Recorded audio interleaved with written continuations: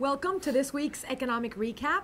And there's been a lot of talk about drug legalization this week. We have here our economics editor, Stephen Keppel, to give us a bit more insight on this. Guatemalan President Otto Perez Molina was trying to win over regional support this week to legalize drugs in that part of the world. Does he have a valid point, Stephen? In some ways, yes, he does. It's very difficult for a small Central American country to fight the drug war. We're seeing a lot of violence. Security costs are very high, and I think these countries like Guatemala, El Salvador, Honduras, they're a bit overwhelmed. So in that sense, he has a good point.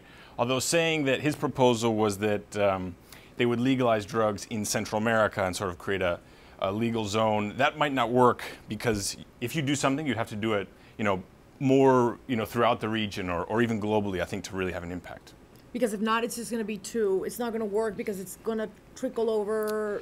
Yeah, and for example, if it's legal, drugs are legal in one country in Central America and that close to the United States where it's illegal, I think it would just cause a lot of problems and difficulty. It might have to be something that's sort of, Pan-American or global.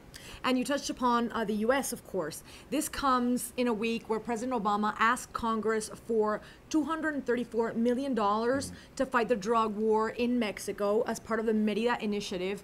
But of course, that amount seems menial compared to the billions of dollars that the drug cartels move in that country.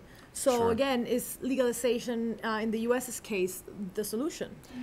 From an economist's perspective, I think it is, and it has to be something that people are considering. You mentioned, I think it was $234 million, and it's not even certain that that's going to be the actual number. Congress might cut it down even more. And we know it's not going to be more. Exactly. So. Yeah. So it could be less. You can't defeat the cartels with that sort of money. And again, it goes back to the economics of the whole thing: supply and demand. While there's demand in places like the United States, Europe, even now we're seeing in Brazil for cocaine, marijuana, there's going to be people that are going to supply it and transport it.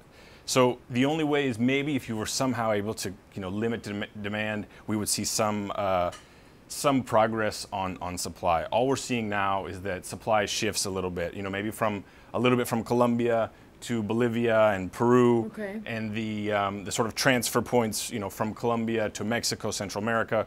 We don't know where it's going to go next. So I think if you really look at it and the costs that are involved, the U.S. spends, around $20 billion a year, $15 to $20 billion a year on the drug war.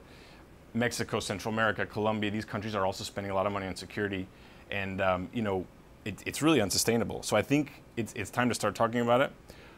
Talking about legalization, that is.